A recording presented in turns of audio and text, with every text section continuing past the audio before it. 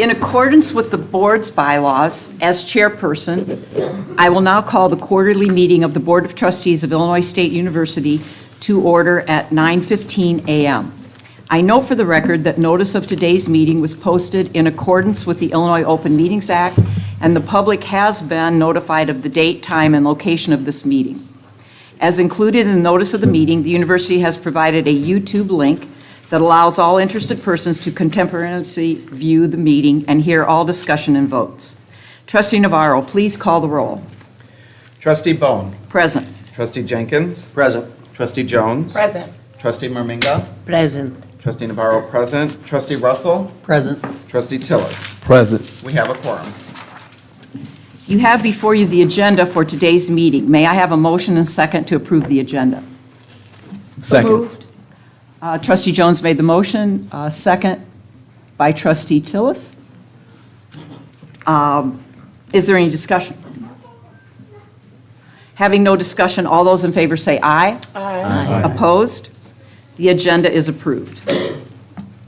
At this time, we're going to take a moment to congratulate this year's student laureate of the Lincoln Academy of Illinois, Gabrielle Ledesma. Gabrielle, will you please join me at the podium?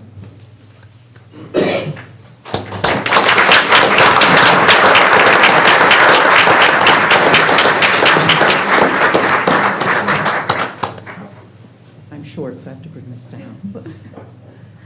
Each year, the Lincoln Academy awards one senior student from each of the state's four-year degree granting colleges and universities for their leadership and service in pursuit of the betterment of humanity and for overall excellence in curricular and extracurricular activities. Gabriella is a senior international business major at Illinois State University, preparing to graduate in May.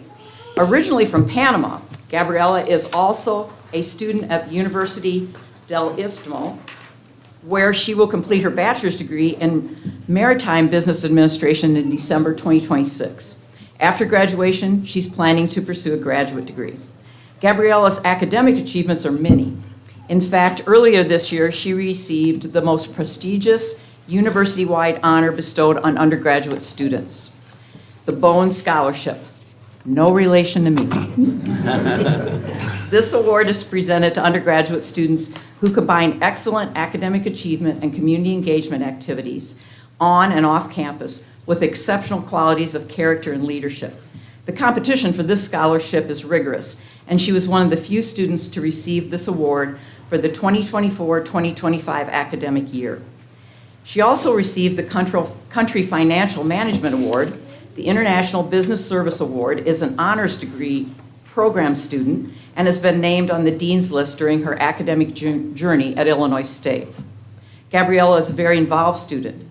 She has pursued multiple leadership roles, including service as a representative at the General Assembly Commission for Human Rights at Model United Nations, president of the Illinois State University's International Business Association, president and founder of Leadership Panama, mentor for the Illinois State University's College of Business Week Mentor Program, and was a participant in the San Diego State University's International Business Case Competition and the CUIBE International Business Case Competition. She also received 5th place in Central America's Oratory National Contest. Gabriella, we wish you the best as you pursue your future endeavors. Please join me in congratulating Gabriella.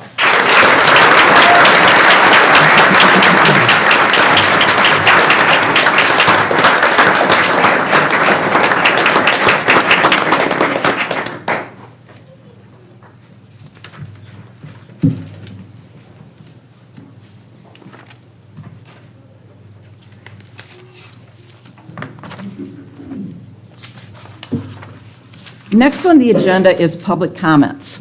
We have several persons who have indicated an interest in making public comments to the board today. In accordance with established and recorded policy, the Board of Trustees will allow up to 30 minutes in total for public comments and questions during a public meeting. An individual speaker is permitted 5 minutes for his or her presentation. If more than 2 persons wish to speak on a single item, it is recommended they choose 1 or more persons to speak for them. The Board of Trustees will accept copies of the speaker's presentations, questions, and other relevant written materials. If you have any written materials you want to share with the trustees, you may send them to bot@ilstu.edu. When appropriate, the Board of Trustees will provide a response to a speaker's questions within a reasonable amount of time. I just want to reiterate that we allow 30 minutes for public comments, and each speaker has up to 5 minutes. If they choose to speak a little less, then we have the chance to hear from more speakers. And so, having said that, at this time, I invite Jessica Rick to come to the podium and proceed with your comments to the board.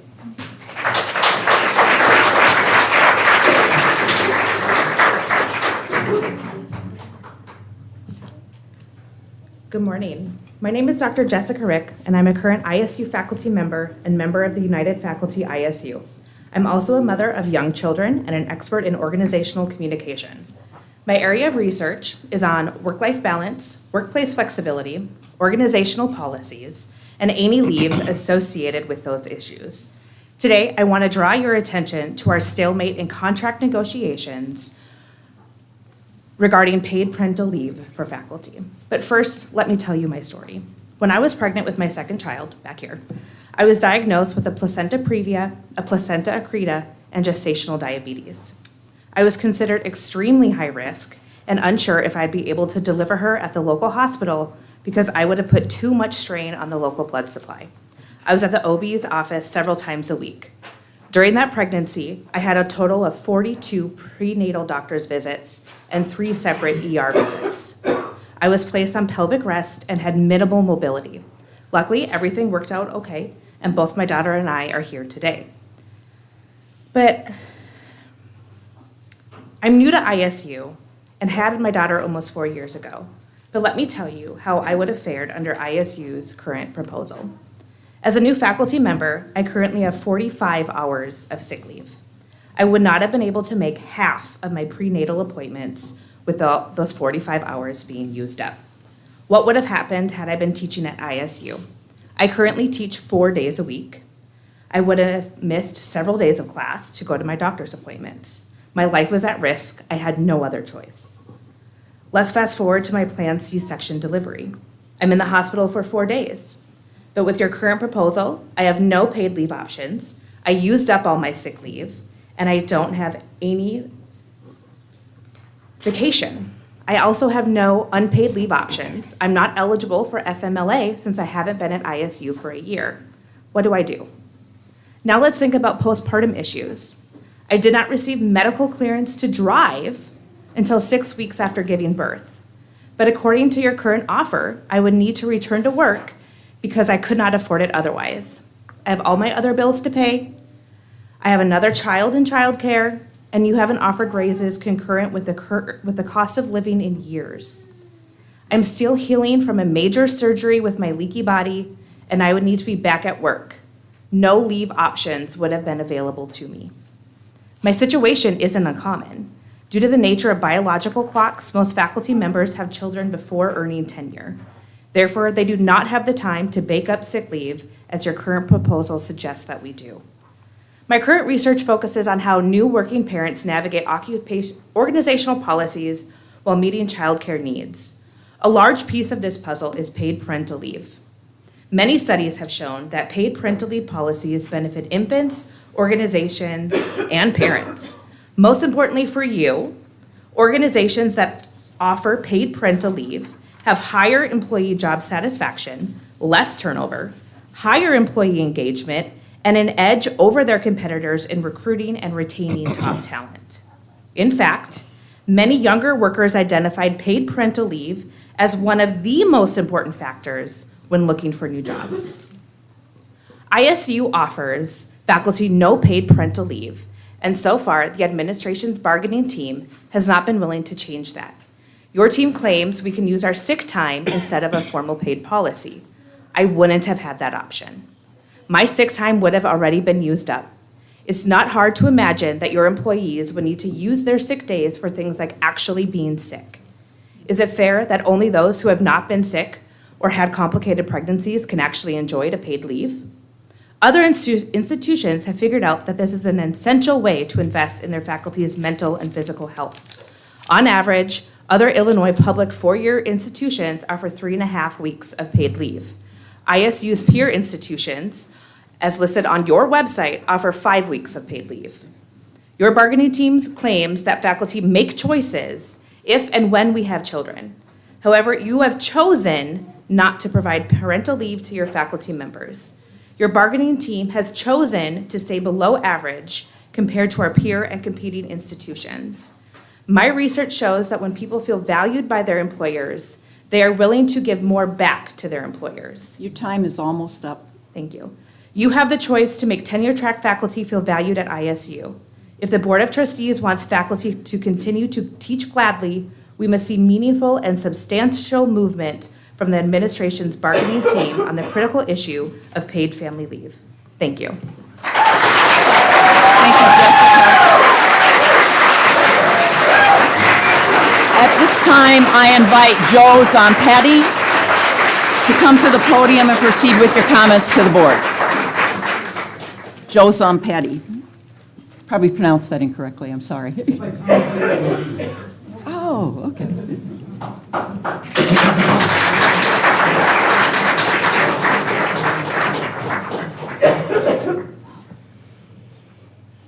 Good morning. My name is Dr. Joseph Zompetti. I'm a full tenured professor specializing in political messaging in the School of Communication. And I'm also a proud UPI-UFISU union member. During my 21 years here, I've worked with amazing students, have had the honor of representing ISU with 3 Fulbright grants, have conducted workshops on political and pro-democracy training in places like Bosnia and Burma. And I've also represented ISU in at least 30 countries, taught hundreds of our excellent students, but yet despite everything I have done, the administration continues to make excuses to not compensate us with a reasonable salary while continuing to expect us to embrace Redbird pride. I'm also an alum. While many in our administration were celebrating the most recent holiday season, my wife and I had to retain a bankruptcy attorney. As a result, we are now on a highly structured monthly payment plan that seriously hamstrings our ability to function every single month for the foreseeable future. And I'm not alone.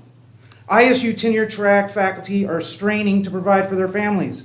Our wages don't keep up with the cost of living. Auto insurance has doubled. Housing and childcare in McLean County have ballooned. Yet ISU continues to ignore how our faculty struggle. Higher administration tells us about record enrollments and new projects, while they simultaneously claim that they need to make cuts and that they're out of money. But we're not stupid. We know that ISU has hundreds of millions of dollars, but the administration secretly hides its actual finances from their public messaging. If what they say about the finances is even partially true, then their decisions, like a new College of Engineering and hiring a labor buster at nearly $500,000 who has stalled our union for a year, these kinds of actions are financially reckless and irresponsible. Meanwhile, many of us have to consider bankruptcy just to survive. That shows you where their priorities lie. Now, some might say, if you feel this way, you can quit and go somewhere else. But in the academic world, once we earn tenure, it is nearly impossible to transition to another university because those institutions also want to minimize their costs. But that's really beside the point. Look, I love what I teach, I love my colleagues, and I love working with our terrific students. And isn't that why we're here? Shouldn't we create and maintain a university that cultivates, encourages, and values a climate where we are inspired so that we can turn around and inspire our students? Shouldn't our administration value our hard work and that makes them and the entire institution look good? Shouldn't our faculty, the lifeblood and core reason for the existence of a university, be valued so we can do what all of us in this room really want? To do the best we can in order to help our students be the best they can be. What we in our union are demanding is not unreasonable. If we were truly valued members of this institution, we wouldn't need to make these demands. And what's worse, we know the administration can meet our demands, contrary to their claims otherwise. Listen, Board of Trustees, you oversee the president. and the litany of vice presidents. And they, and you also, endorse and support the rest of higher administration. But if some of these arguments that the administration makes are even partially true, they are either being disingenuous or incompetent. Either way, you really should listen to us. Simply put, as Fannie Lou Hamer once said, we are sick and tired of being sick and tired. My ability to do my job, my lifelong passion to try to make this world a better place, is being invalidated and subverted as I try to just afford basic necessities. A dozen eggs now are almost $7 in some places. But all of our faculty share that same passion, to do our very best. We are now at that point, though, where we will do what we need to just to survive, including striking. All because the administration arrogantly refuses to do what is fair, just, and reasonable. Your time is almost up. I implore you to urgently push your bargaining team to secure an agreement and faculty that we can work and live with. Thank you for listening. Thank you, Joe.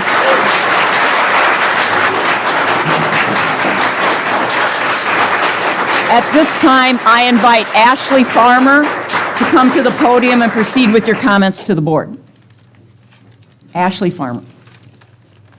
Oh, thank you.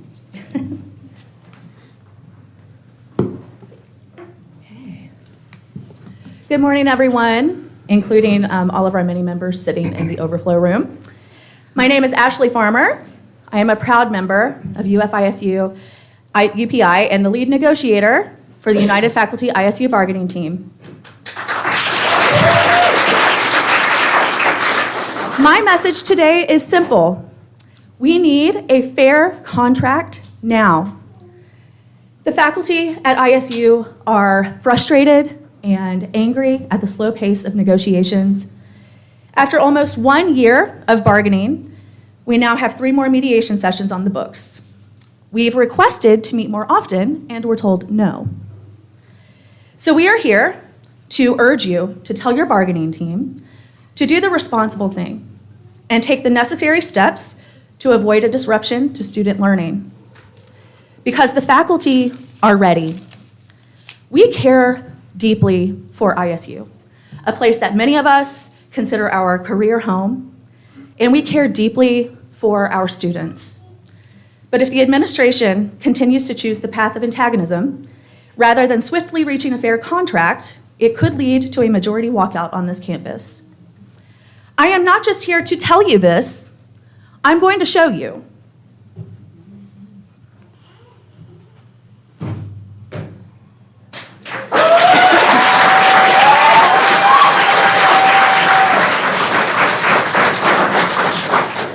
Many have seen these cards on office doors. This stack represents the tenured and tenure-track faculty who are willing to do whatever it takes to get a fair contract. Everyone in this stack, a militant majority, has committed to vote to authorize a strike, withhold their labor during a strike, and walk a picket line should we fail to reach an agreement in a timely manner.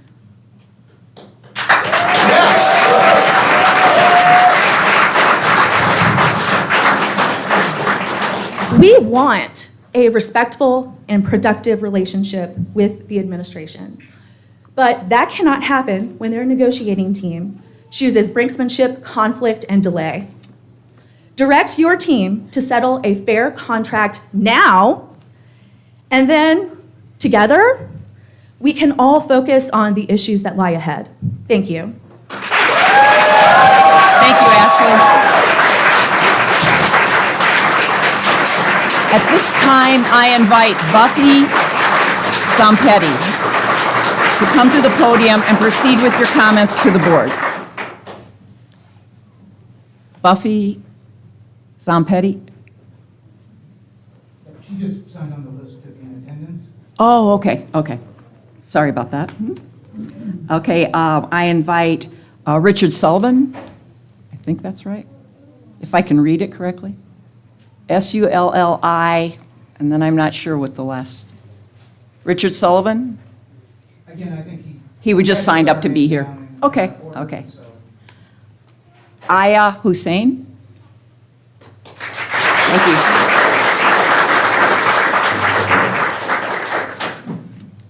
Good morning. My name is Aya Hussein, and I am a student junior year at Illinois State University. And today, I speak to the Board of Trustees partly on behalf of Students' Justice for Palestine and partly of my own volition. I have had enough of keeping silent, had enough of seeing colleagues come to this very podium to plead with you to come to your senses. And for what? For it to be disregarded with a terribly written email to silence them? Or a half-thought response meant to give you reprieve from thinking of it any more than you already have? If they cannot be heard, then I will come to present to you my own story, the struggles of my own family and my own people, and the devolution of my Levant. First, I must recognize that the strife of my people cannot be represented in 5 minutes or under, and as such, I must make you understand that the very people you wish to hear from are not given enough time to air out their grievances with the state of the university. You speak of community. You paint a picture of us, of our worth in your eyes, and yet you cannot stand to listen to us for an extended period of 30 minutes. As such, for my first demand, I ask from the Board of Trustees that they extend the time it takes for us to speak, for the staff, the faculty, and students that truly make this university work. I have 2 cousins who I have never hugged, for war has torn us apart and across worlds. I have ailing grandparents that I cannot come to serve, as they have served me when I was sick and young. My friends I will never come to see again, never come to celebrate their achievements, to give them a bittersweet goodbye, as many within this country are given the opportunity to. I am constantly checking the news, constantly worrying about never properly saying goodbye to my family, should next week hellfire rain upon them. And yet for all this injustice and all the fear that stirs within my heart, I have not seen the worst of it. I have seen corpses piled on top of one another, children dismembered, mothers in need of carrying their beloved in both life and death. I have seen fathers unable to speak to their sons about the beauty of life, marriages forged too early in life for the fear of having never known love before the inevitable. And in all of this, I am reminded of when the SJP hosted the Week of Rage, how by the end of it, we came together to mourn as we read the poetry and stories of those who have yearned for the very freedom that could so easily be given to them. And I remember how I cried and forced myself to read, how it felt as though the world was crashing on me, and yet I forced myself to read. How I imagined our very administration too happy to listen to the jingle in their pockets to hear the hoarseness in my voice, and still I forced myself to read. And I am not alone. 318 members of our local community have endorsed divestment. Will you tune them out too? How long until the very students you welcome as a part of your diversity can feel as though they truly belong? The next few words go to none other than President Tarhole. I have heard that you've protested the apartheid of South Africa. So then I must ask, do you remember the way your blood boiled? How did you cry out with the crowd? Did you raise your voice at all? Did you feel the way the fear within you dulled for every passing moment you spent out in the cold, chanting to be a voice that others cannot? I still feel it, and I only hope that you can remember. Thank you. Thank you, Aya. At this time, I invite Aiden Marsikwich, I'm sure I mispronounced that, to come to the podium and proceed with your comments to the board.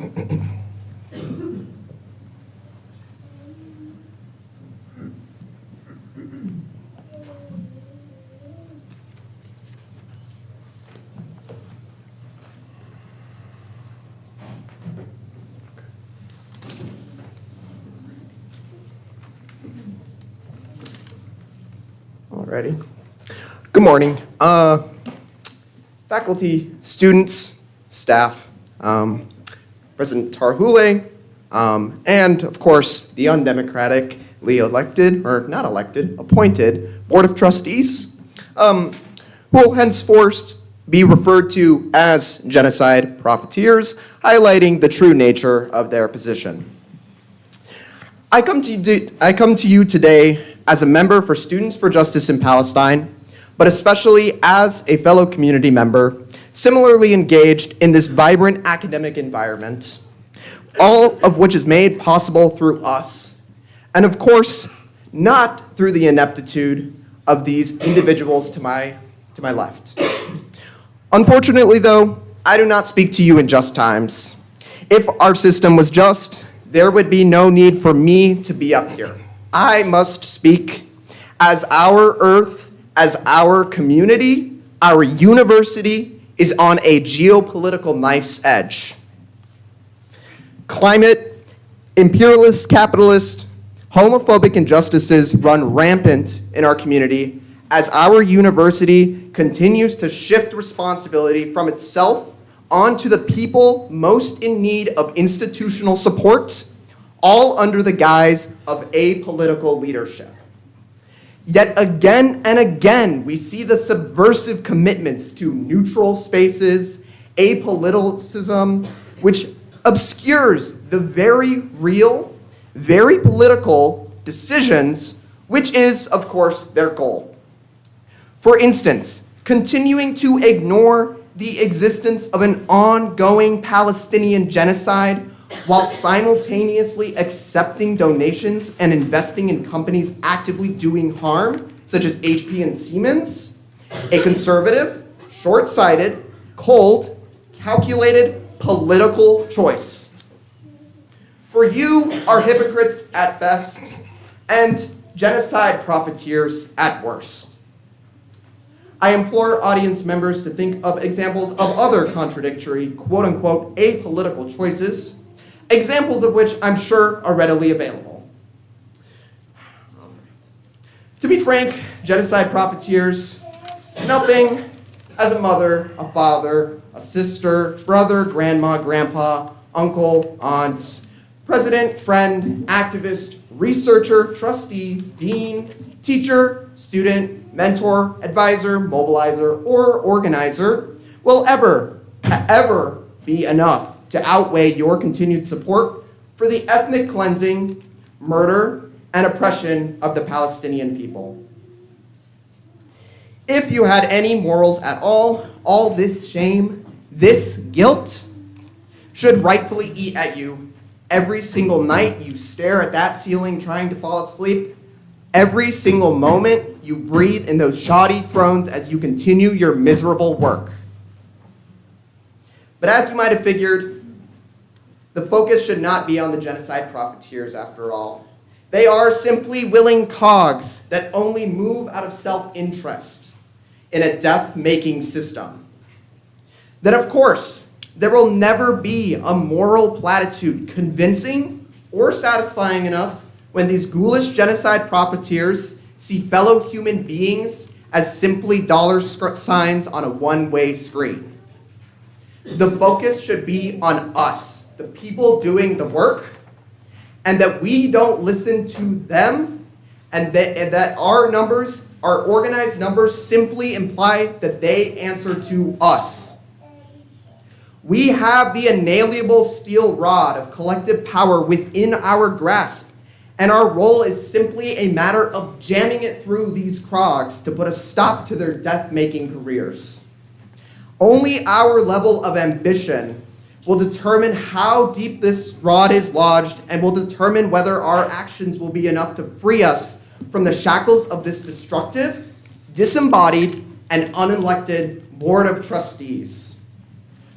Regardless of their beloved bylaws, their formalities, and their apparatuses which they use to silence and oppress us, like simply refusing to extend time on public comments or a noise citation for chanting, our collective will for true justice and liberation for all is really what will remake this university anew. Your time is almost up. In the words of late Diane DiPrima, a prolific organizer, activist, and poet, the taste in all of our mouths is the taste of our power, and it is as bitter as death.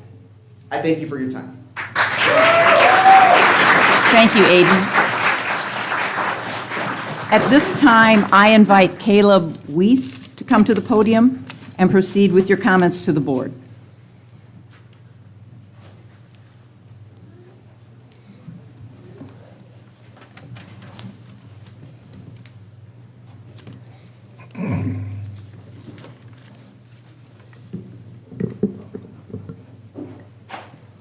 Hello, my name is Caleb Wiesing.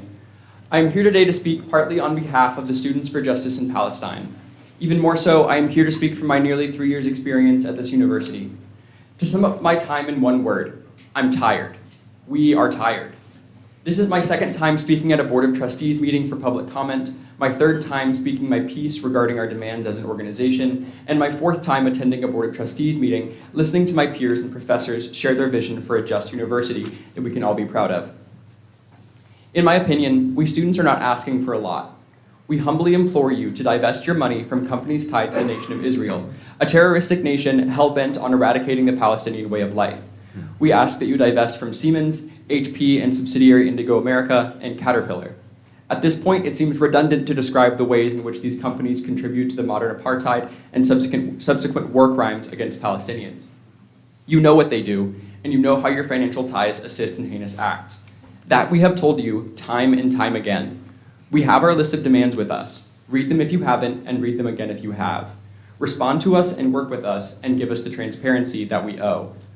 We have stated plainly and tirelessly how your complicity in financial ties with the companies formerly stated goes against your supposed values as an institution. If you truly value a campus that fosters inclusivity, diversity, and equity, you would enact tangible change towards this vision. Yet every change I have witnessed at this university appears to be driven by financial gain. In addition, the new Excellence by Design strategic plan states, Illinois State University prepares students to be informed, ethical, and engaged global leaders who will shape, uphold, and advance civic engagement as a lifelong responsibility for the betterment of society. Your goal is to instill the responsibility of civic engagement. So here we are, the exemplary students who fulfill your vision for the student body, attempting to better society. Yet the very engagement you wish for us to embody falls on deaf ears. How can you expect students to continue civic engagement for a lifetime if you can't respond to us now? I wish there were more students here, asking questions and making comments about the important changes they hope to see. But what would it matter to them if nothing would come of it? This hypocritical foundation of the trustee system at ISU is a travesty, personally speaking.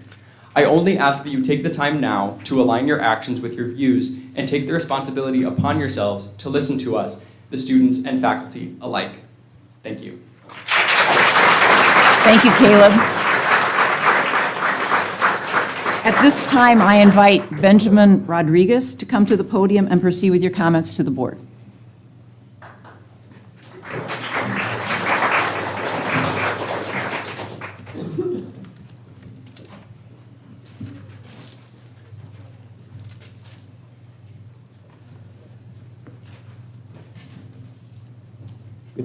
Good evening, everyone, and thank you so much for coming out so early in the morning.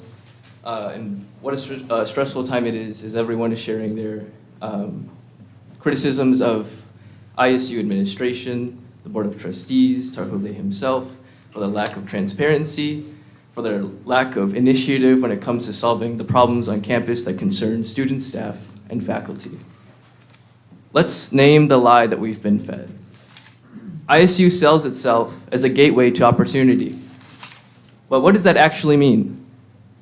For most of us, it means drowning in debt, scrambling to pay rent in a town controlled by corporate landlords, and chasing a degree that trains us to prop up this rigid system. We're told to become good economic actors. But let's call it what it is. Cogs in a machine that prioritizes profit over care for the people that make up ISU, that make it so beautiful. Career Services teaches us to polish resumes, not fight for living wages. Gen Ed classes encode us to pay extra money for things that are not related to our degree, while gutting courses on climate justice or anything concerning Palestine. Internships sell unpaid labor as experience while businesses pocket the profits. This isn't education. This is a credential factory, a conveyor belt stamping us with debt and funneling us into jobs that exploit us. When Tarhule brags about record enrollment, he's not celebrating us. He's counting tuition dollars.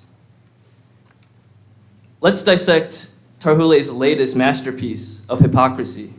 His email claims, federal directives require us to dismantle race-based programming. our institutional resiliency steering team will ensure compliance. Here's the translation. Federal directives are a license to slash scholarships, for Black, Latino, and Indigenous students. Resiliency is a euphemism for protecting ISU's endowment, not its people. And compliance within 14 days is a mad dash to appease politicians while ignoring the safety concerns of our students, staff, and faculty. Tarhule boasts of leveraging partnerships with peer institutions. Let's name those peers. Universities bankrolling apartheid, an administration that prioritizes corporate donors over student survival. This isn't leadership, it's complicity. They claim neutrality, but their actions scream collusion. Over $400 million in the ISU Foundation, while students rely on food pantries. Over $1 million spent on a useless staircase, while claiming that they will put their full cooperation with ICE to deport our peers with zero protection for undocumented students. When the law enforces genocide and inequality, compliance is cowardice. We don't need their steering team, we need our own. Here's how we dismantle the factory. Divestment audit. Expose every dollar ISU funnels into Caterpillar, Siemens, and slumlords like Sami. Redefine resilience to meaningful action by redirecting ISU Foundation funds to universal housing, legal aid, and scholarships they try to erase. And help form a student bill of rights that advocates for a ban on collaborating with ICE, as well as investments in companies complicit in genocide. Through mutual aid networks, workshops, and developing a rapid response network, we can work to keep each other safe because we cannot rely on ISU to fulfill that mission. Pack board meetings with stories of mold-filled apartments and empty stomachs, teach what they won't, climate justice, anti-colonial organizing, community care, and withhold tuition until they divest from death and invest in us. Tarhule ends his email with, "I thank you for your patience and resilience." We're done being patient. We're done surviving their resiliency. You're told to stay apolitical, but politics is in the tuition hikes, the racist policies, the stairways built while departments starve. We won't burn this factory down, we'll repurpose it. As Diane DePrima wrote, "The only war that matters is the war against the imagination. Let's fight it and win.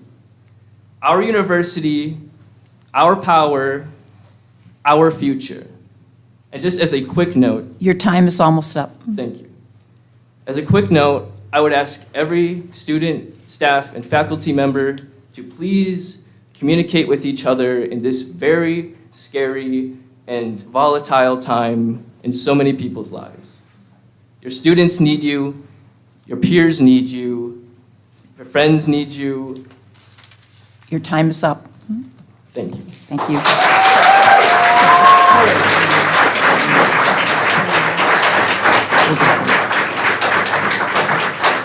Thank you, Benjamin. We have about 2 to 3 minutes left, and I would invite Anthony Zonate to come to the podium and proceed with your comments to the board.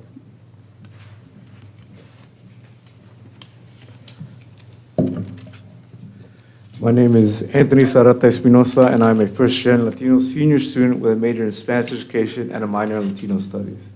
At ISU, I have found a community of other Latinos like me, and I'm striving to work with them to make ISU a place where we belong.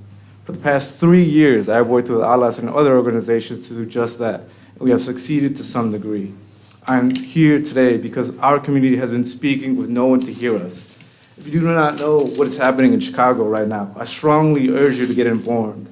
It is a service to the students you are supposed to serve that our pleas for help have gone unanswered. I say unanswered because a simple email we received felt like nothing more than an attempt to save face when your students are under attack, especially since ISU is very close to becoming an emerging HSI. After meeting with various groups of students at ISU, We have come to have these demands met. We demand ISU PD and ISU admin not comply/work with ICE if and when they arrive.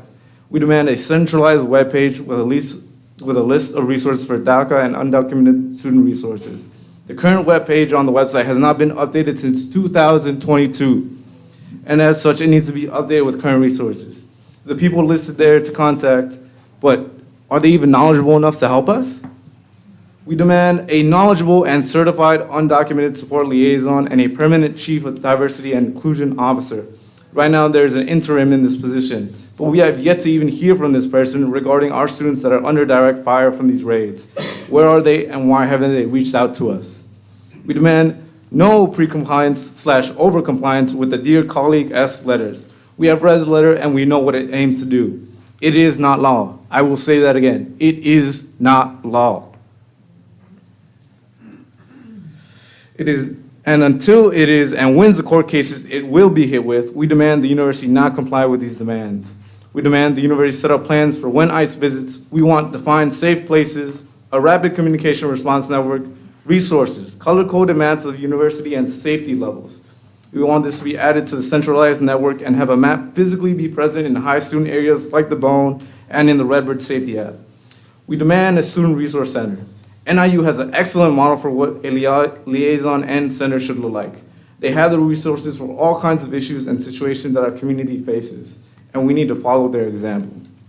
We demand an immigration lawyer on retainer to support students if necessary, and more legal support in general for students. Samantha is currently the only student lawyer and has no legal experience with immigration law. Many other campuses have a separate immigration law support. Why can't we? Last but not least, the reinforcement of DEI values. We should not be scared of having our safe places be threatened when we have worked and fought so hard for them. It would be a dishonor and disgrace to lose them now.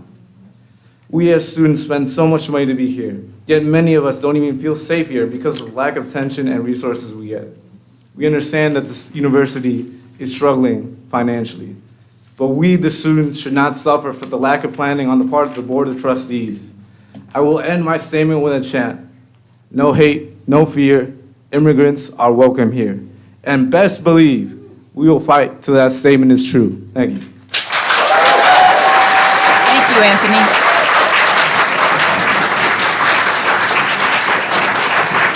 That concludes the public comments for today. No hate, no fear. As many of you know, Dr. Glenn Nelson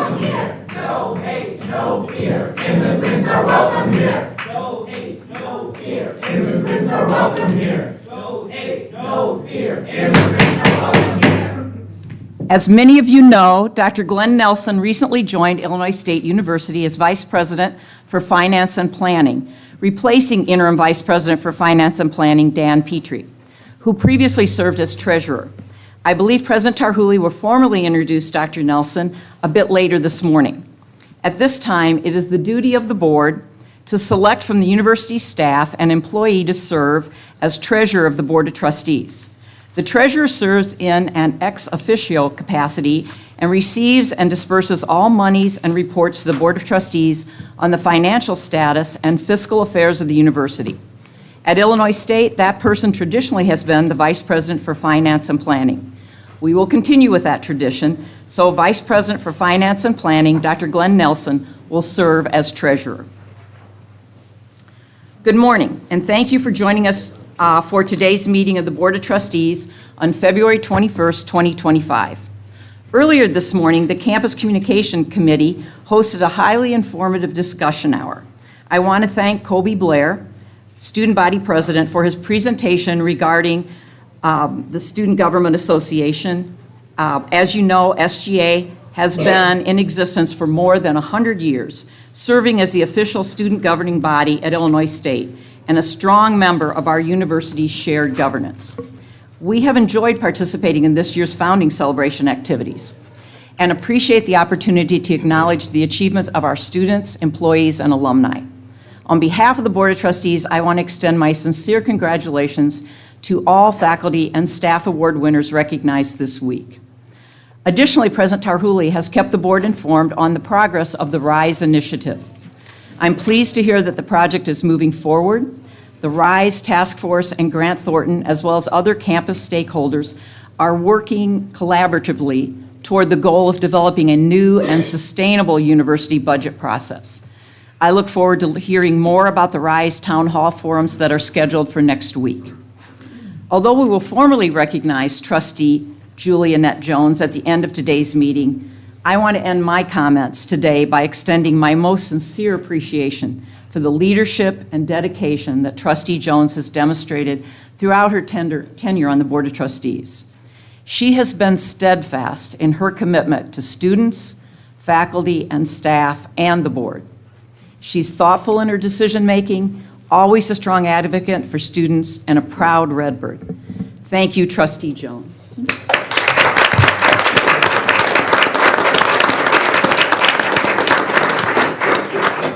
I will now turn to President Andave Tarhuli for his remarks. Thank you, Trustee Bone, and good morning. I would also like to extend my heartfelt congratulations to Gabrielle Ledesma on her selection as Illinois State Student Laureate of the Lincoln Academy of Illinois. Additionally, thank you to Kobe Blair for your presentation this morning. I have enjoyed working with you this year as student body president and recognize the important role of SGA in Illinois State shared governance. I want to begin my comments by reiterating that the university is closely monitoring and analyzing federal directives and how each directive impacts Illinois State University and members of our Redbird community. As I stated earlier this week in a message to students, faculty, and staff, I recognize the confusion these directives may cause and want to reiterate that our intent is to uphold the values of Illinois State University and to follow the law. As the landscape is quickly evolving, I have convened an institutional resiliency steering committee that will work with the Office of General Counsel to advise leadership regarding potential impacts of current and future directives on institutional policies, practices, and initiatives.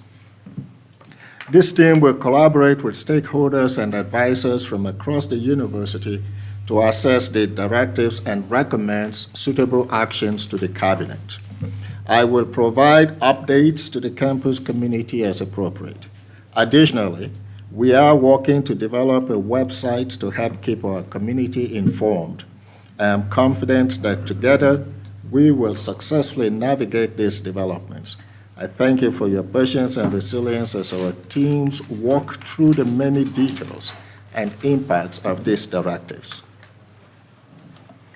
At this time, I would like to introduce Dr. Glenn Nelson, Illinois State's new Vice President for Finance and Planning. Dr. Nelson joined Illinois State University on January 6 after a national search.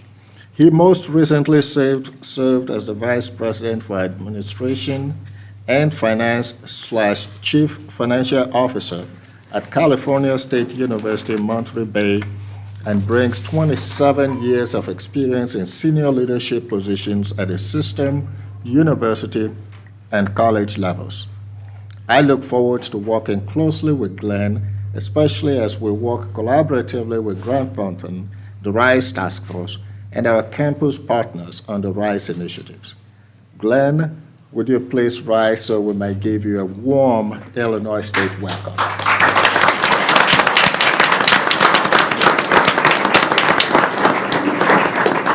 Thank you.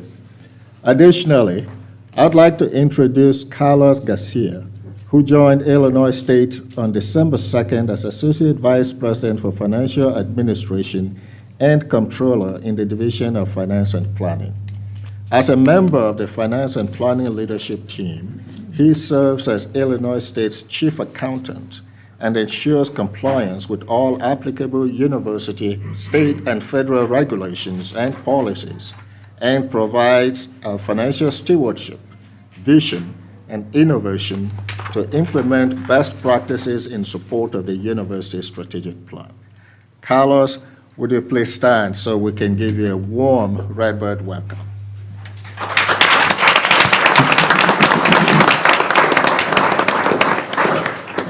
Thank you.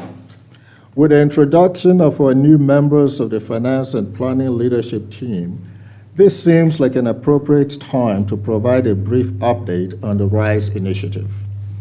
Illinois State University, with input from the campus community through the RISE Task Force, has begun an effort to enhance its strategic budgeting practices to promote mission focus, sustainability, accountability, and transparency across the institution. The university is partnering with external consultant Grant Thornton to closely review current processes for budgeting and financial planning. The process review is intended to identify enhancement opportunities to increase alignment and design new budgeting processes that will position the university for continued success.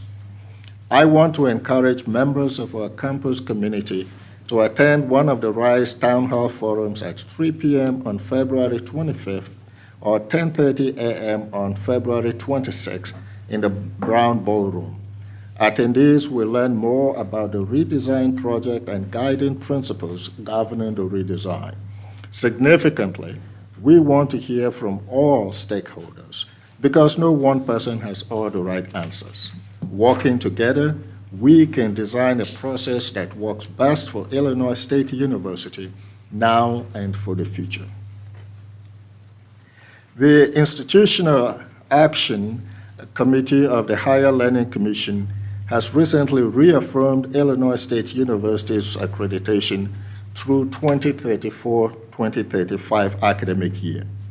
This decision affirms that Illinois State University meets established higher education standards, which ensures recognition by state and federal bodies. Accreditation is important for students because many employers and graduate schools require degrees from accredited institutions. I'm happy to report that spring 2025 enrollment remains strong with 20,114 students, an increase of 2.7% from spring 2024.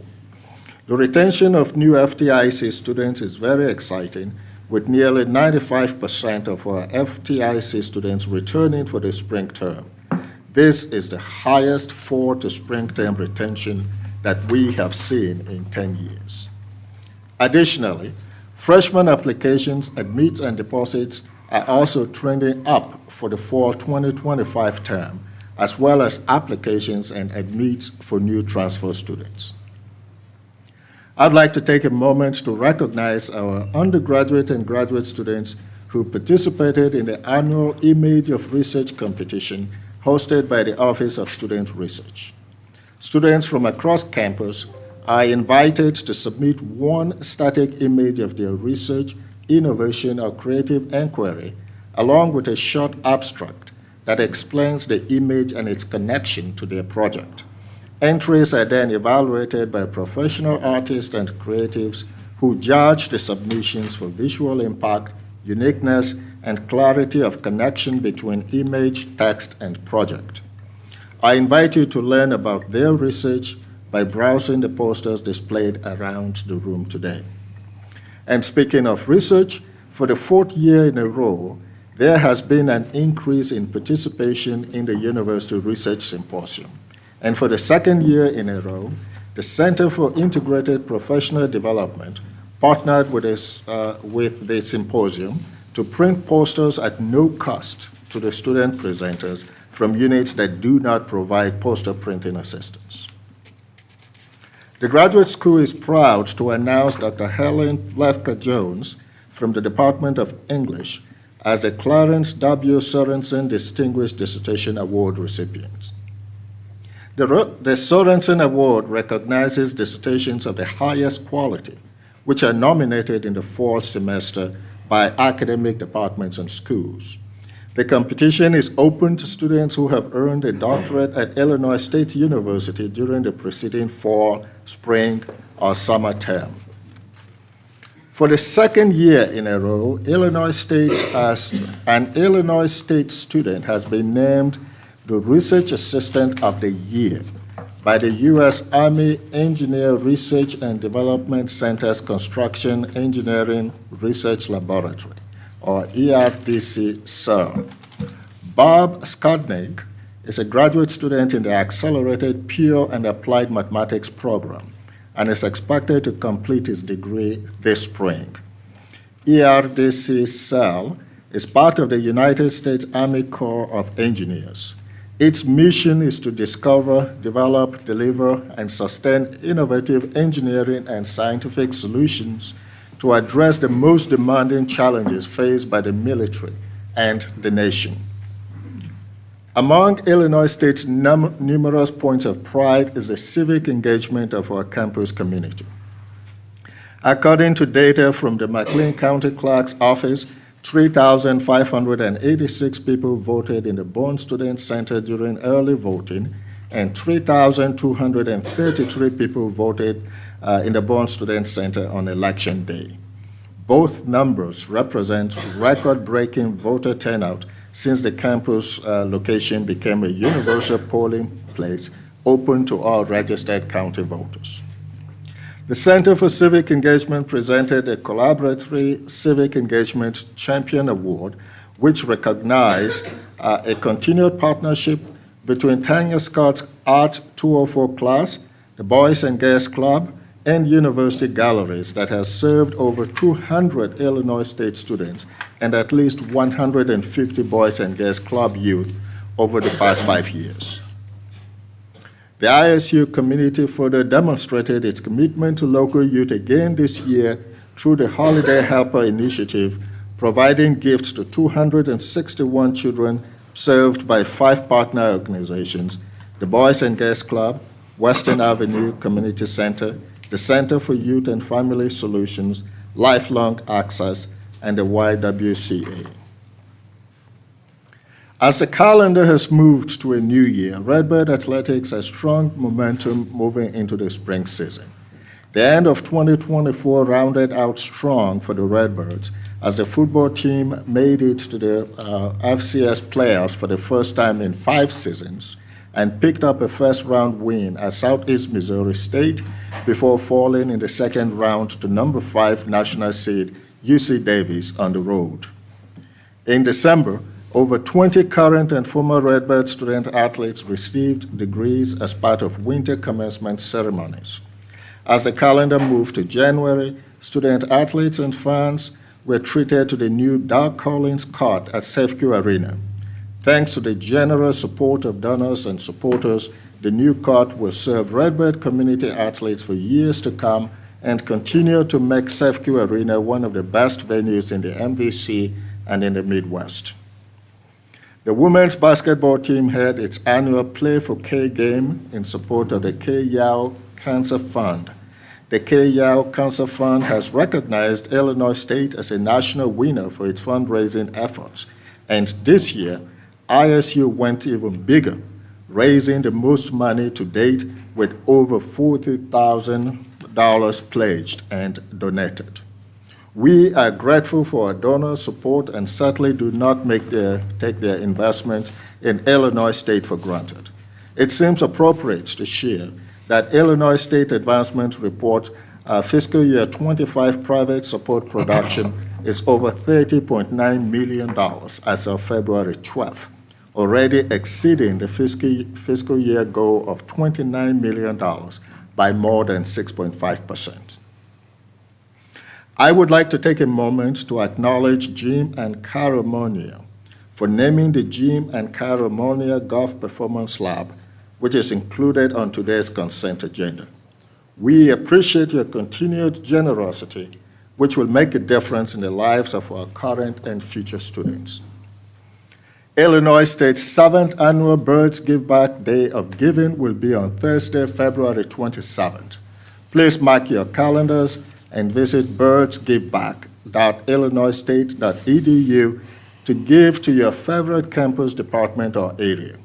When we reach our goal of 4,000 gifts, it will unlock a $960,000 gift to support scholarships at Illinois State University. Alumni Engagement recently hosted the inaugural LGBTQA+ Alumni Reunion Weekend, a celebration of pride, community, and connection. Alumni enjoyed a weekend of events, campus tours, and a film festival at the Normal Theater. Before I conclude my remarks, I want to welcome Mary O. Mahoney, who will serve as Illinois State's next Executive Director of Wellbeing and Recreation. Mary joins us from California State University, Bakersfield, where she has been Director of Campus Recreation and Wellbeing since 2014. This role also marks a homecoming for Mary, as she previously served as Illinois State's Associate Director of Campus Recreation from 2013 to 2014. Mary, if you're in the audience, please stand so we may recognize you.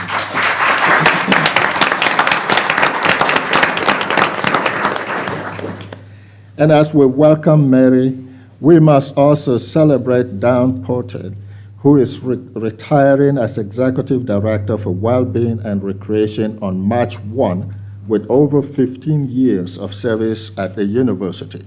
Dawn began her student affairs career in 1986 while working for Campus Recreation at Illinois State and earning her master's degree in health, physical education, and recreation administration.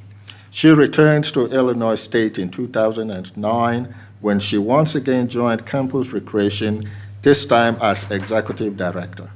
Dawn, if you are in the audience, please rise so we may recognize you.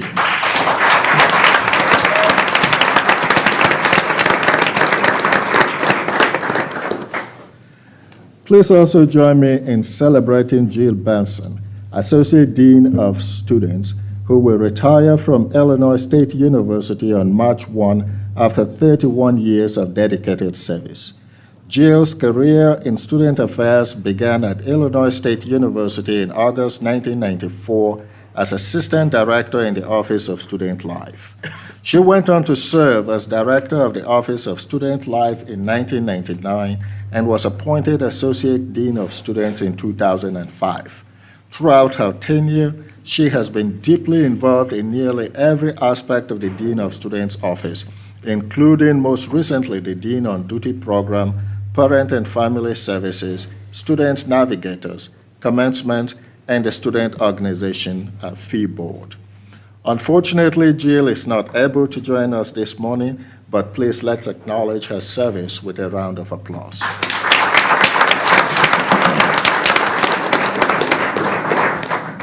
And lastly, at Mennonite College of Nursing, Dr. Judy Newbrander has announced that she will return to faculty effective June 30th, 2025. We are grateful to Dean Newbrander for her commitment to the college over the last 9 years. She has developed a strong foundation upon which a future dean will be able to build. Notably, the college grew 55% under Judy's leadership, secured funding through a partnership with Memorial Health, and opened an instruction center in Springfield, and most recently opened a new 16,000 square foot additional simulation center on campus. A national search will take place next academic year. Please join me in thanking Judy for her leadership in the Mennonite College of Nursing.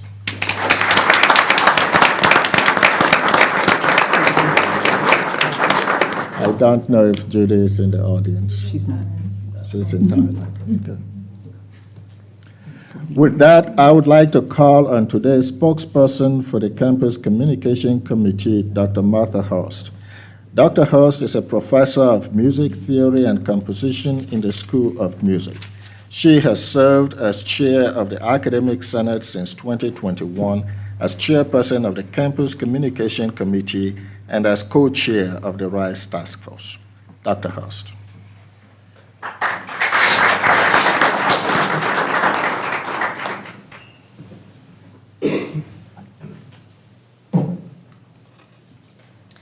The Campus Communication Committee wishes to thank Kobe Blair, Student Body President, for his presentation on the Student Government Association this morning to the Board of Trustees.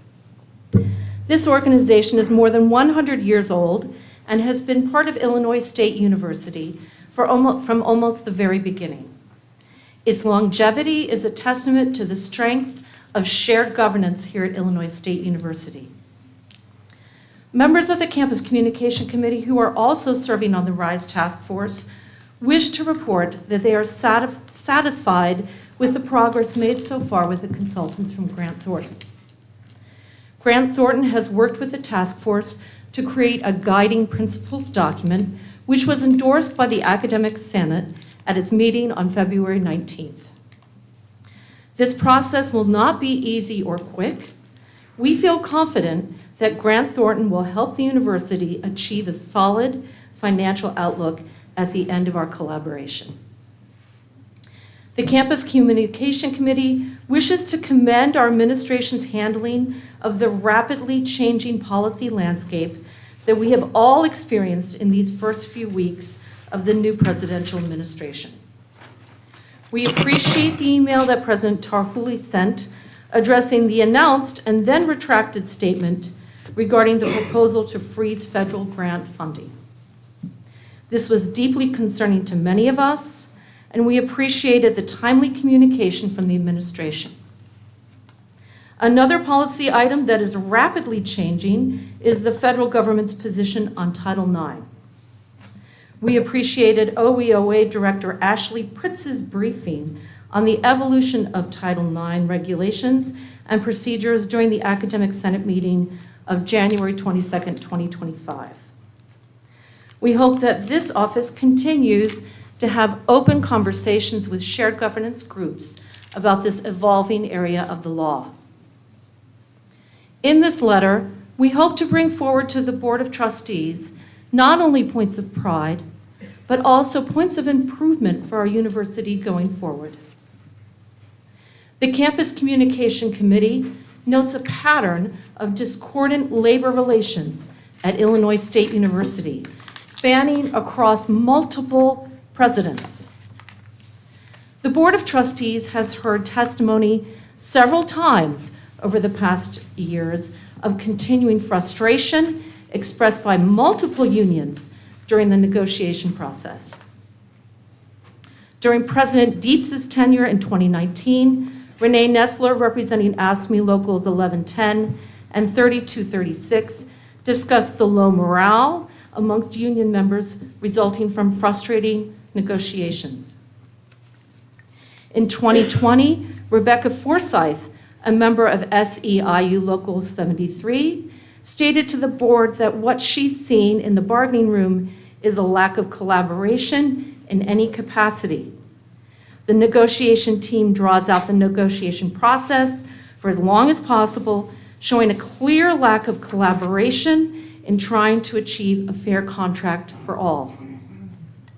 In 2022, we tell them, we demand change, we demand that ISU has frontline workers, makes them a priority, and we demand respect.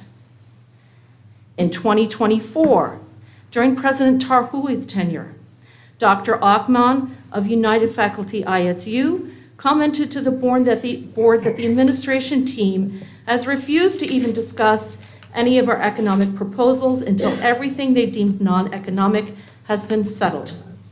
Our members start another year feeling undervalued, overworked, and underpaid. Just this year, the ISU EA Union and the United Faculty of ISU both resorted to bringing in a federal mediator. This continuing discord between ISU and its staff, faculty, and student unions affects the entire campus community. Left unchecked, it could potentially create a negative public image for Illinois State University. We call on the Board of Trustees to work with the administration to develop strategies for building a more productive and collaborative relationship with union groups at Illinois State University. We close this letter mindful of the strong legacy of Illinois State University that we all celebrate every year on Founders Day.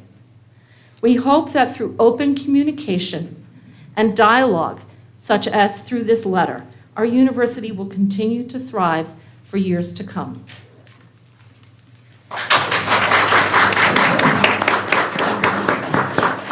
Thank you, Martha.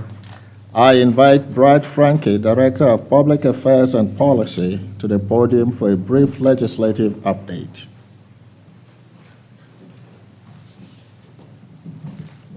Good morning, and thank you for this opportunity to address the board. I am Brad Franke and serve as the university's Director of Public Affairs and Policy and oversee the university's state and federal government affairs.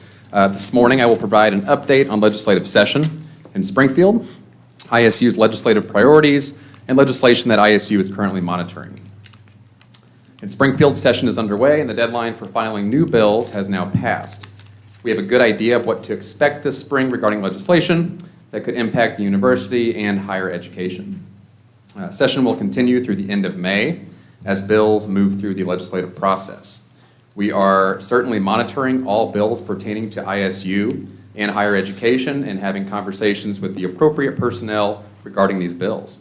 Additionally, ISU will continue to work with state legislators and the Capital Development Board regarding the construction and completion of the new STEM building, and we continue to advocate for increased operational funding through the state budget. As you may be aware, the university's operating funds would increase 3% under the budget presented by Governor J.B. Pritzker during his State of the State and budget address on Wednesday, February 19th.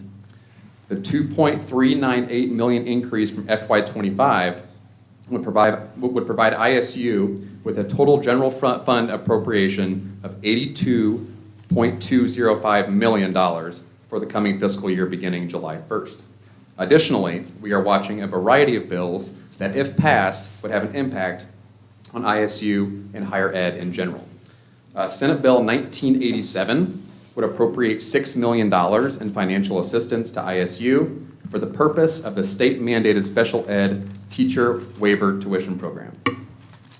House Bill 2332 would change university police retirement age eligibility to 55 from 60. This would match state police policy and aim to help our recruitment efforts. Senate Bill 1988 would protect public media broadcasters on higher education campuses from civil action and firings based on the content being broadcasted. Senate Bill 2482 and House Bill 3717, these are the same bill filed in each chamber. This would allow community colleges in the state the ability to give out baccalaureate degrees. This is a governor's office priority, and we are working with the sponsors, the stakeholders, and the governor's office on best practices regarding the content of this bill.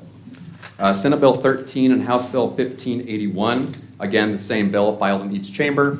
This is the equitable funding formula for public universities legislation. Conversations between sponsors and stakeholders are ongoing. Regular meetings are taking place, and ISU will continue to be present in these negotiations. Senate Bill 1748 would allow capital projects at public universities under $2 million to not need approval from the State Board of Higher Ed. House Bill 2930 would allow higher ed institutions to manage their own capital projects under $20 million. House Bill 3522 would establish a direct admission program for public universities. This legislation is a State Board of Higher Ed priority. That concludes my report. I'm happy to answer any questions. On the equitable funding formula, that, as I understand it, is for new money that would be appropriated. That's correct. And have we been made aware that there's a possibility of any new money? Not at this time. Thank you. Thank you. Thank you, Brad. There's one report today, the FY24 Grants and Contracts Report. This FY24 Grants and Contracts Report captures grants and contracts directed through Illinois State University's restricted accounts managed by research and sponsored programs. ISU is committed to making a positive impact in our community through our scholarly and creative activities, student experiential learning, and university outreach. Our students, faculty, and staff engage in research, creative scholarly activities, or other forms of scholarly activities to that end. ISU has a long tradition of strong internal support for scholarship, including through programs like the recent Advancing Research and Creative Scholarship Program at the University Research Grant Program. In addition to the support we provide internally, external funding sources make substantial contributions to advancing these efforts. The work made possible by such funding supports the university's strategic direction to elevate institutional excellence as outlined in Excellence by Design, which supplanted Educate, Connect, Elevate in FY25. External support, and more often the expenditures using that support, is a key factor in several rankings for the university, including our recent Carnegie classification as Research 2, High Research Spending, and Doctorate Production. Support comes through various channels, e.g. grants, contracts, agency dollars, and foundation support, and for several functions, including research, instruction, public service. This report captures the grants and contracts directed through Illinois State University's restricted accounts managed by research and sponsored programs. Are there any questions relating to this report? Trustee Jenkins. Thank you, Madam Chair. I apologize to my fellow trustees for a little wind-up here, but since we don't live kind of in a free resource utopia envisioned by some of our speakers today, and we have to live in a world of scarce resources, a diminishing public perception of higher education, a wafer-thin budget margin, previous anemic support from state government, and a federal government prepared to impose its will by any means necessary on the inclusive values of ISU. With that context in mind, could you talk a little bit about how something seemingly as small as reducing the overhead on federal grants that ISU receives can put at risk our budget, can put at risk salaries of staff, can put at risk our Carnegie classification, and ultimately put at risk our ability to be an institution of higher learning that is well respected? Yes, thank you so much for that question, Trustee Jenkins. So just to give a background, when we apply for research grants from the federal government, there is what we call the direct components of the research, that is how much money we need to do the research. But there's also a substantial cost associated with managing that research and making sure that it gets done. This is called the indirect cost, sometimes referred to as F&A. The federal government recognizes that there are real costs associated with managing research. Somebody has to get the money. Somebody has to approve the money. Somebody has to search the compliance.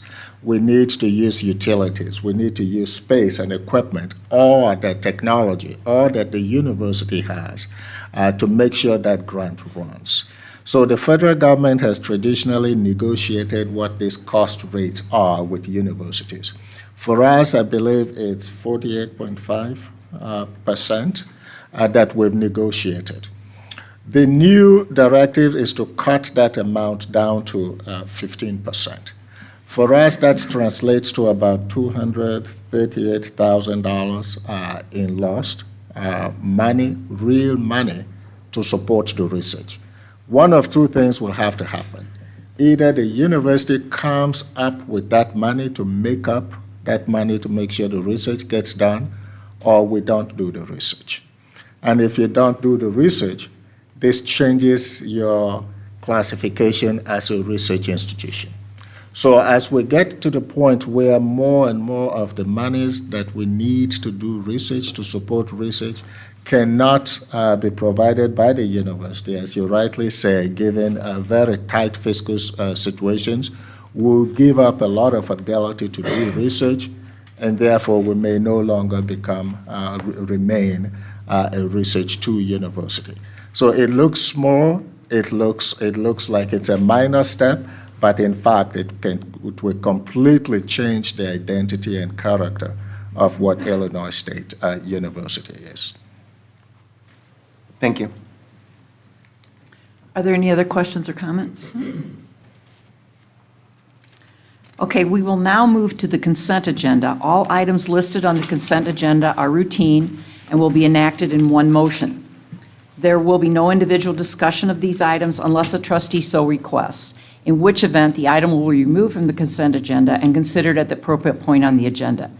Do any trustees wish to have any items removed from the consent agenda? Okay, hearing none, may I have a motion and a second to approve the consent agenda items A through E? So moved. Trustee Russell made the motion. Is there a second? Second. Second, Trustee Jones. Is there any discussion? Yes, Trustee Merminga. Thank you. I would like to bring up two corrections to the minutes of the November 7th Board of Trustees retreat. In two places, Trustee Ash Ebikumi is named in lieu of Trustee Ryan Russell. So I request the corrections to be made, please. Thank you.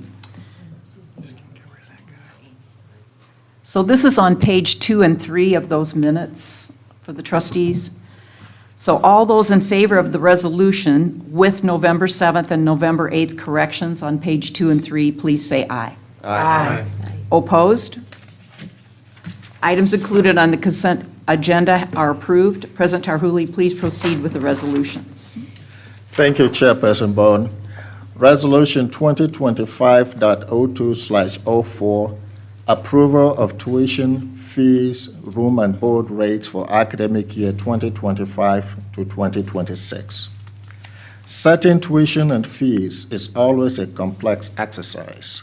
It requires balancing, on the one hand, affordability for students and their families, and on the other hand, the resources necessary for maintaining high educational standards while also managing the increasing cost of campus operations. For fall 2025, there is no proposed increase in tuition or mandatory student fees. But housing continues to be impacted operationally due to expense increases, including but not limited to utilities, facility maintenance and repairs, property insurance, university overhead, and scholarships. In addition, personnel costs have increased due to minimum wage law. With the approval of the Board of Trustees, room and board costs will increase 5% over academic year 2024-2025. With this increase, services will continue to be funded to meet operational costs, provide funds for debt release, and fulfill repair and replacement reserve requirements. If approved, the overall cost to new undergraduate students in programs with differential tuition will be $29,942, an increase of $578 or 2.02% compared to FY 2025. For all other new undergraduate students, the total cost will be $28,132, an increase of $578 or 2.1% compared to FY 2025. I ask for your approval of this resolution. May I have a motion and a second to approve the resolution?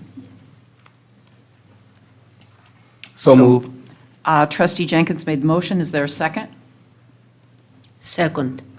Trustee Merminga, second. Is there any discussion? Trustee Russell. Yeah, I'd like to just add in something. I think when it comes to student fees and student expenses, it's important to hear from, student groups and student constituents. So I wanted to read an email that the Association of Residence Hall president had sent in alongside their vice president, because I think it's important for all the board to hear. It goes, after a conversation among the leadership associations, Diversity Coalition, ARH Executive Board, and all other students in attendance, an official vote was held. After tallying the votes, ARH leadership and members would formally support a budgetary increase of 5%. With this decision, we trust that both departments will be good stewards of this money and will use it to better the student experience. So I think it's important to always hear the student's voice, and this is a direct representation of that. Thank you, Trustee Russell. Is there any other discussion? Trustee Jenkins? Yes, thank you, Madam Chair. I just want to say thank you to Dr. Tarhuli and your executive team for really sharpening your pencil on the operational side so that we could freeze tuition and fees for the time being. Keeping tuition affordable and competitive against our peers is something that's a primary concern, and so living within our means and making sure that we can serve students in an affordable way is incredibly valuable, and thank you for that good service. Is there any other discussion? All those in favor of the resolution, please say aye. Aye. Opposed? The resolution is approved. Thank you. Resolution 2025.02/05, authorization for additional capital for the Bourne Students Center parking lot. The Bourne Students Center visitor parking lot is in a state of accelerating deterioration. In 2017, ISU hired architects for design and engineering services with a primary scope of repairing and improving the lot and also improving the approach and arrival experience to the newly renovated Bourne Students Center and ISU campus. At the February 21, 2020 ISU BOT Board of Trustees meeting, a repair and improvement project was approved for $4.1 million. When the coronavirus pandemic began in March of 2020, a hold was placed on this project due to financial uncertainty. Since that time, the parking lot has continued to deteriorate, and drainage issues have developed and are increasing. In 2023, ISU Facilities Planning solicited proposals to complete the design and construction bid documents for this project. The University seeks Board of Trustees approval for additional project capital authority to spend up to an additional $1 million to repair the Bourne Student Center North parking lot, construct a new pedestrian entry walkway, and install a new visitor parking ticketing system in the Bourne Student Center visitor parking lot. Therefore, the university is seeking board authorization for additional capital authority not to exceed $1 million for a total of $5.1 million capital projects for the Bourne Student Center visitor parking lot and pedestrian safety improvements project. The source of funding of this project includes AFS revenues and reserves. I ask for your approval of this resolution. May I have a motion and a second to approve the resolution? So moved. Trustee Jones made the motion. Is there a second? Second. Second, Trustee Russell. Is there any discussion? Trustee Jones. Madam Chair, thank you for recognizing me. I'd also like to speak and commend Dr. Tarhuli and his team for making sure that even in these tough financial times that we still do not neglect the safety and the upkeep of our campus. We know it's tough to hear ask for $1 million, but it would also be tough to hear of some sort of liability we would have as a result of neglecting that parking lot. That we, not only do our faculty and staff and our students use that parking lot, but that is a high visitor area. And so we need to make sure that we keep that up. And there's a couple of other resolutions today that we will hear that, again, while we know times are tough financially, we have to make sure that we keep the standards up for our facilities. And I commend you and your team, Dr. Tarhuli, for making that a priority and making sure that ISU is a safe space for our students, our faculty, our staff, and our visitors. So thank you. Thank you, Trustee Jones. Is there any other discussion? Trustee Merminga. Thank you, Madam Chair. What is the confidence level that the $1 million will be sufficient to complete the scope of work? Let me invite Vice President Glenn to the podium to answer the question.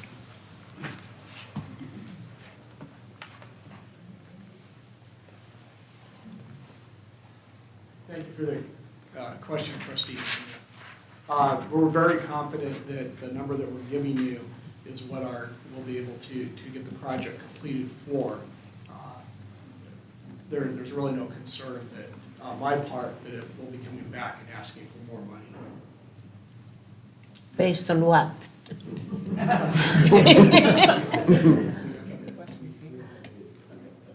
We do not have the bids yet, but we have estimates of what the cost will be. So we're very confident that the bids will come in close to that estimate.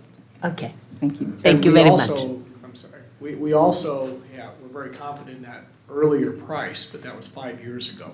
And so the increase that you're seeing is really related to inflationary factors over the last 5 years, not scope creep, not completely missing the mark before. So it's the new dollars are really related to the delay since the pandemic. Thank you. Is there any other discussion? Trustee Jones. I just want to add, based on the comment that we just received, that it is important that we do these things in a timely fashion, because every time we delay, that's more money. I agree. And I'd just like to point out that it's in the record now that you said you're not coming back for more money. Any other discussion? All those in favor of the resolution, please say aye. Aye. Opposed? The resolution is approved. Thank you. Resolution 2025.02/06, authorization for School Street Garage stair replacement. The School Street parking garage located at 400 South School Street opened in 1991. It provides 371 parking spaces used by faculty, staff, and students. While the garage has undergone maintenance on a regular basis due to its age, the university engaged Farnsworth Group to do an evaluation of the stair towers to identify any work necessary to maintain pedestrian egress. Once the evaluation was developed, the university engaged Core Construction to work with their subcontractors to develop a design and provide a proposal to address the issues found in the Farnsworth evaluation. The project to be completed in summer 2025 includes removal of metal and concrete stairs and replacement with precast stairs, repair precast and stair connections, removal and replacement of lighting and electrical systems, and replacement of doors and frames, including painting. The university is requesting authorization for expenditures not to exceed $1.3 million for this project, funded by Parking Services. I ask for your approval of this resolution. May I have a motion and a second to approve the resolution? So moved. Trustee Jones made the motion. Is there a second? Second. Second, Trustee Merminga. Is there any discussion? Trustee Russell. Thank you. You mentioned summer 2025. Do you know when the ETA, is it the goal to be done when students come back in August, or do you know the ETA on the project? Mike, are you able to answer this question? Please come to the podium.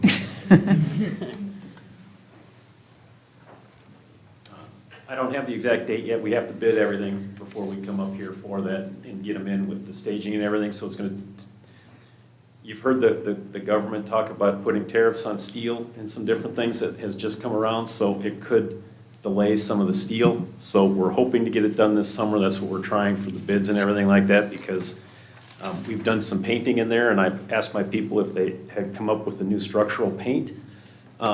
But I don't think paint works as structure, so we're trying to get it done as quickly as we can. Most likely, if we do something like this, and it instead of trying to delay it, we may do one stair at a time to try and keep one open while we do the other one. So we will work with anything that comes up if we can't get it done over the summertime, just to keep the project moving. And again, we don't want to delay things, because the longer we delay it, again, it adds cost to what we're doing. So, Thank you very much. Is there any other discussion? All those in favor of the resolution, please say aye. Aye. Opposed? The resolution is approved. Thank you. Resolution 2025.02/07, authorization for Degamo Hall roof drain replacement. Degamo Hall, located on the west side of the ISU quad, was built in 1972. It has a basement level and 5 upper floors. The roof drain system and infrastructure are past their useful lifespan and have developed leaks. In areas of the 4th and 5th floors, ceilings will need to be removed for access to the roof drain piping. The ceilings and affected light fixtures will need to be replaced at completion of the project. The university is seeking board approval for a capital project to complete the Degamo Hall roof drain replacement project for a cost not to exceed $1.1 million. The source of funding for this project is general revenue funds. I ask for your approval of this resolution. May I have a motion and a second to approve the resolution? So moved. Trustee Russell made the motion. Is there a second? Second. Trustee Navarro seconded the motion. Is there any discussion? All those in favor of the resolution, please say aye. Aye. Opposed? The resolution is approved. Thank you. Resolution 2025.02/08, authorization to name Barnett Family Field. Illinois State University Athletics respectfully requests naming the field inside the OSF Healthcare Athletics Training Facility. This naming reflects and recognizes the generous financial commitment by Danny Barnett for the Redbird Athletics program. Danny Barnett is an alum, former Redbird football player, and a great friend to Illinois State University's football program. He enjoys coming back to campus and attend games and supports the current team. Danny has been a vital proponent of the OSF Healthcare Athletics Training Center, recognizing the opportunities the facility provides for students and athletes. He encourages others to give with his example of generosity and wants to invest in the lives of student athletes to ensure they make a difference on the field and in the classroom and in the community. Danny Barnett's financial commitments to ISU athletics will continue to elevate and enhance the student-athlete experience. As a result, we propose naming the field inside the OSF Healthcare Athletics Training Facility as the Barnett Family Field. I ask for your approval of this resolution. May I have a motion and a second to approve the resolution? So moved. Trustee Tillis made the motion. Is there a second? Second. Trustee Raminga, second. Is there any discussion? All those in favor of the resolution, please say aye. Aye. Opposed? The resolution is approved, and we definitely thank the Barnett family. Thank you. Resolution 2025.02/09, authorization to name Lynch Family Court. Illinois State University Athletics respectfully request the naming of the court in the North Gym of Horton Field House. This naming reflects and recognizes the generous financial commitment by Glenn and Janet Lynch for the Redbird Athletics program. Glenn and Janet have been strong supporters of ISU athletics. They have been long-term season ticket holders for men's basketball, generously creating the Lynch Family Fund 3 years ago, which allowed athletics to purchase new hot and cold tubs within Sefco Arena to help in the treatment and recovery of student athletes. Glenn and Janet wish to make a lasting impact on Illinois State University and provide enhanced experiences for student athletes. The court will be used as a practice space for the volleyball, men's basketball, and women's basketball, as well as KNR classes throughout the academic year. Glenn and Janet Lynch's financial commitment to ISU athletics will continue to elevate and enhance student-athlete experiences. As a result, we propose naming the court in the North Gym of Horton Field House as the Lynch Family Court. I ask for your approval of this resolution. May I have a motion and a second to approve the resolution? So moved. I'm sorry. Trustee Raminga made the motion. Is there a second? Second. Trustee Tillis, second. Is there any discussion? All those in favor of the resolution, please say aye. Aye. Opposed? Thank you to the Lynch family again, and the resolution is approved. Thank you. This is a big one. Resolution 2025.02/10, recognition of Trustee Jones. Whereas in the fall of 1995, the 89th General Assembly of the State of Illinois passed Senate Bill 241, which was sent to and signed by the governor to become Public Act 89-0004, which established autonomous governing boards for 7 state universities as part of a continuing evolution of the state's higher education system. And whereas Julie Annette Jones was appointed by former Illinois Governor Bruce Rauner to the Board of Trustees of Illinois State University and participated in her first meeting on February 17, 2017. And whereas Julie Annette Jones accepted her responsibility as a member of the Board of Trustees and a representative of the state and its citizens to govern and to provide direction for the university. Ms. Jones's understanding and appreciation of the values inherent in higher education enabled her to bring a level of expertise to the board that was of great value and appreciated by her trustee colleagues. She served the Board of Trustees with a high standard of professional integrity to the lasting benefit of Illinois State University. Therefore, be it resolved that the Board of Trustees expresses its sincere appreciation to Julie Annette Jones for her tireless effort as a trustee on behalf of Illinois State University and confers on her the honor and title of Trustee Emerita for her outstanding service and dedication to Illinois State University. I ask for your approval of this resolution. I so move. The motion is made by Trustee Navarro. Is there a second? Second. Second by Second. Trustee Tillis. Tillis, so many seconds. So many seconds. Is there any discussion? Yes. I'm sorry? Trustee Tillis? Yeah. I won't have, Trustee Jones, it won't be long, but first of all, throughout the state of Illinois, when you mention your affiliation with ISU, the first person they normally mention is Trustee Jones' name. They always say, "Did you know Trustee Jones?" Like, yeah, I know her well.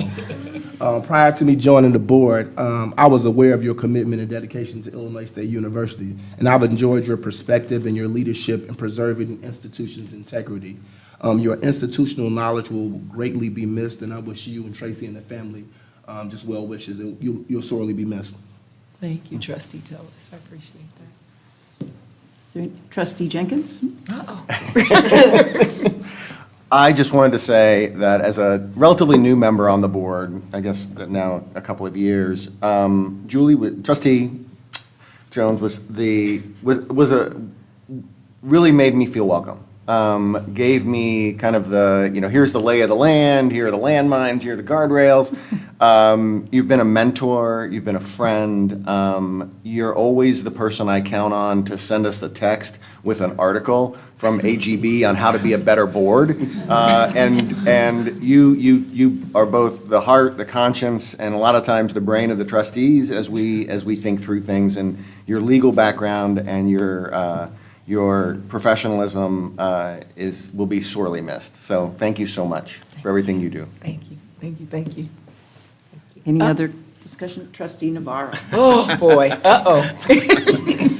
No, in addition to acknowledging and appreciating Julie's very thoughtful decision-making, especially as it relates to students, I do want to acknowledge her time as chair of the board and the time commitment that took during that time. And so she served our board well and served the university community well. So do appreciate that, and I do want to acknowledge her time as chair of the board. Thank you, Trustee Navarro. Trustee Murminga? Thank you. I also, as a relatively new member of the board as well, I would like to express my sincere appreciation for the thoughtful and deep and probing questions and the good nature. You always have the best interest of the university in your heart and in your brain, and it shows. Thank you so much. Thank you. You got one more. Trustee Russell?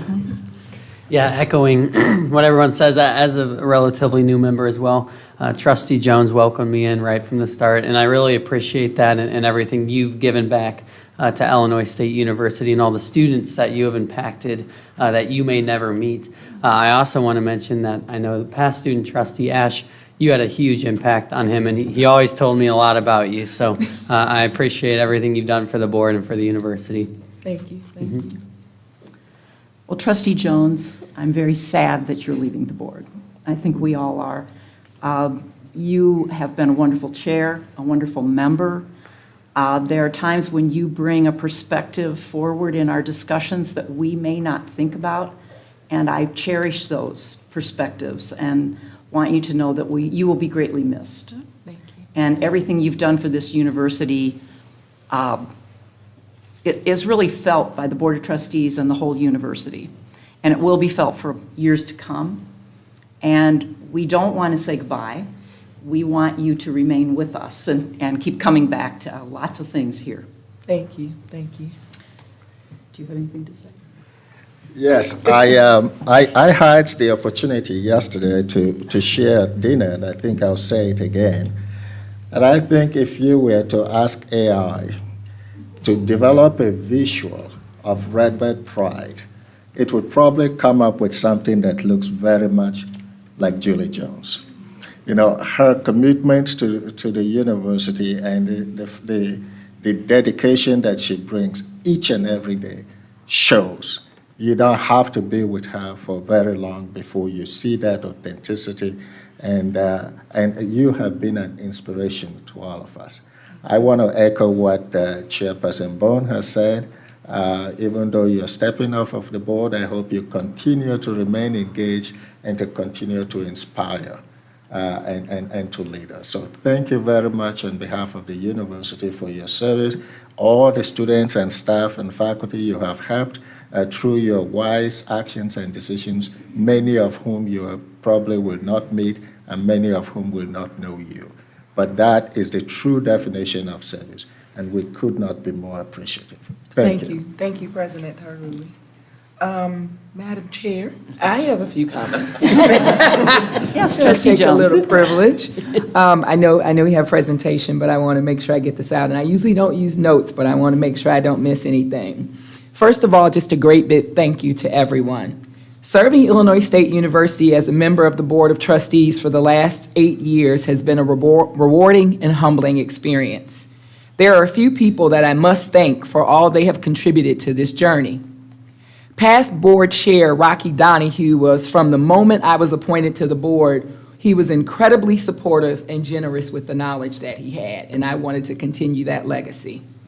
Also, in a time when many are trying to minimize or erase the accomplishments of Black Americans, there are 3 phenomenal Illinois State leaders whose shoulders I stand on, and I believe without their exemplary service to this university, I wouldn't be here today.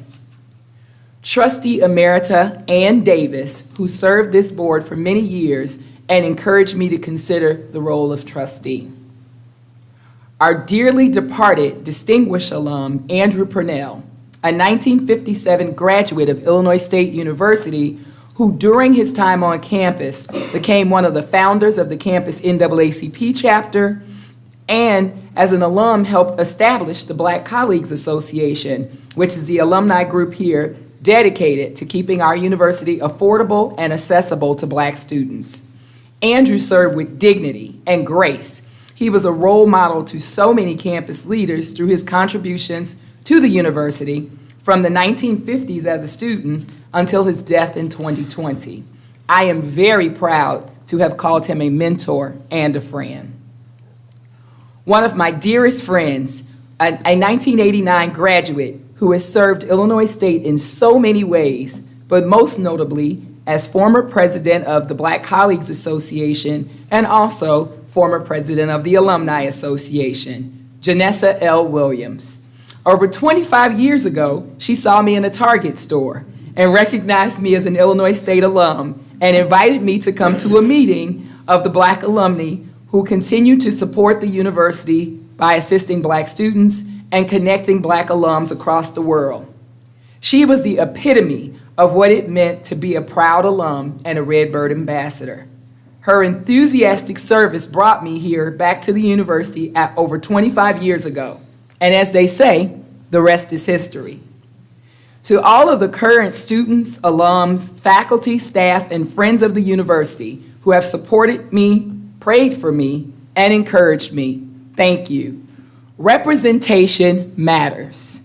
I hope that my service has shown that you don't have to have lots of friends in high places, and you don't have to have lots of money to be given an opportunity to be of service to Illinois State University in a meaningful way. I hope that folks who look like me and have a similar background as I do are hopeful about the possibilities that exist for them at Illinois State University.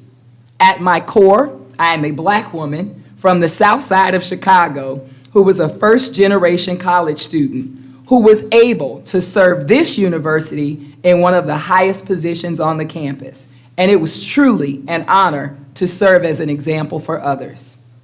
Last but not least, I want to thank two of my favorite honorary Redbirds, both who hailed from other universities but have been some of the strongest supporters of this university.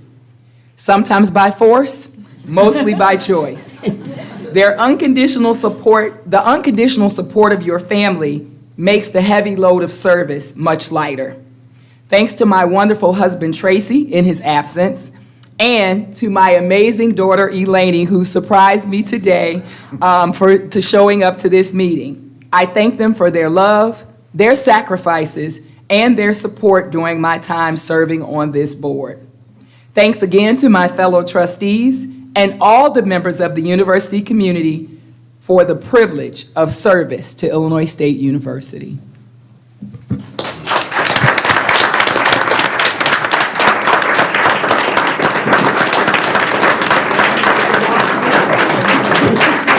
Now, before we give you that, all those in favor of the resolution, say aye.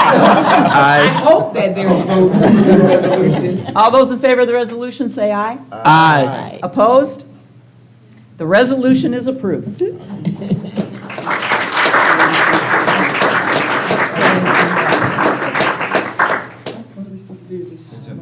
Oh, sorry. Where's Bob? There we go. I will shake all the hands out. This concludes the resolutions for today.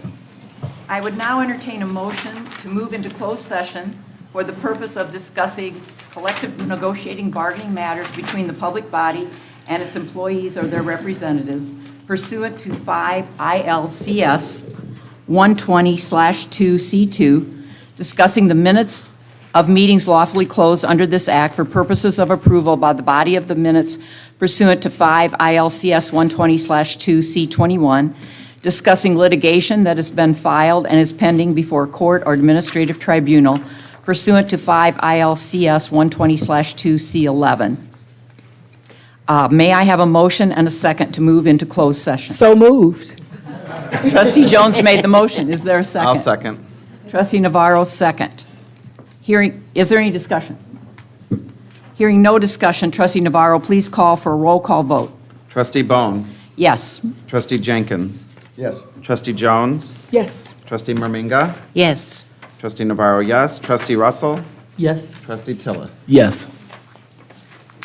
The motion is approved. We will now move into closed session. Following the closed session, the board will move back into public session solely for the purpose of adjournment. Thank you.